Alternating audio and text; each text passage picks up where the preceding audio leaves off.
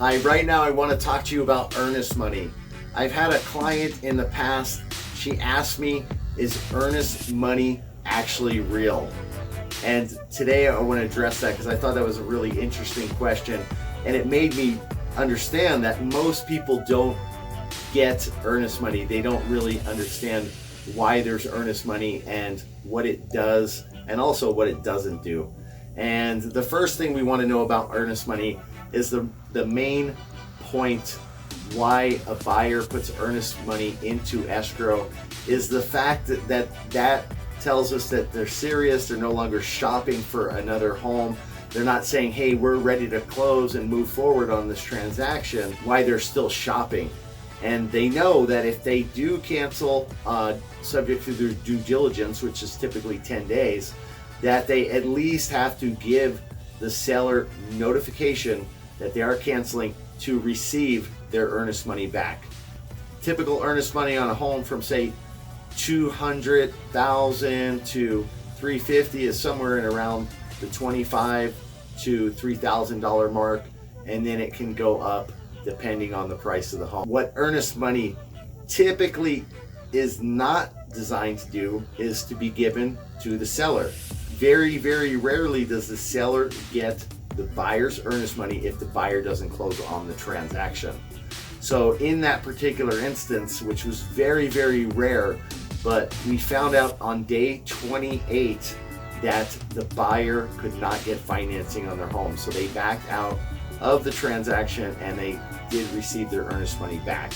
So that was disappointing for everybody to take the home off the market for that long and return the earnest money. But sometimes that is what happens. We discussed the financing contingency in the offer beforehand, so we had to honor the purchase agreement. The other thing with earnest money though is typically I try to be very proactive with taking care of my clients and defending them and trying to make sure that they are protected, so that doesn't happen very often. And in a case where a buyer is not able to close on time as far as the purchase agreement, then I ask, typically depending on the market and how much leverage we have, and depending on the price of the home and the demand in the market at that time, I typically ask the buyer through the buyer's agent to release all of their earnest money or a portion of it. So again, they haven't performed, they haven't closed on time. Now I go back to the buyer's agent, I say, hey, my client has been damaged because now possibly they're gonna have to pay another month's mortgage, and this has delayed their closing. So if we are okay with it, you know, we could just cancel the transaction there, but that's pretty rare, assuming that the buyer is really earnestly trying to move forward to close the transaction. So we say, hey, give us a partial release of the earnest money, and of course that will be credited to your down payment on a successful close of escrow. And this is just a way that the seller doesn't have to come out of pocket to pay that mortgage payment. And we really put them to the test, and typically if they know that they can finance and there was just some kind of little glitch in the process that took them a little bit longer than they thought it was going to take, then more often than not they're willing to give some earnest money to the seller, if some or all. And again, it's also a real test, because if they are sweating and they think that it's a good possibility that they're not going to be able to get the financing, then they're going to hold on to that earnest money tooth and nail.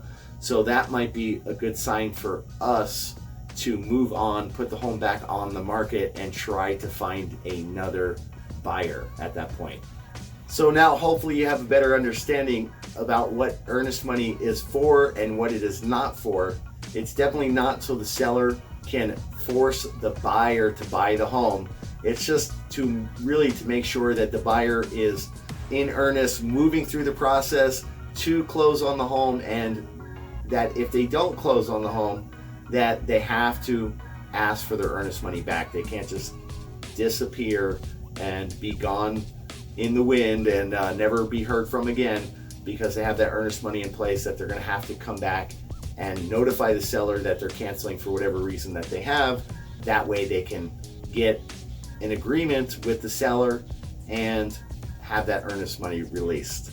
So thanks for watching. Hopefully that answers some of your questions. If you have any additional questions, always feel free to reach out to me. I'm always happy to answer any of your questions, whether you're 6 months or a year out from selling your home. I'm here to help you any way I can. I'm Ken Blumberg. Thanks for watching the video, and I'll see you on the next one.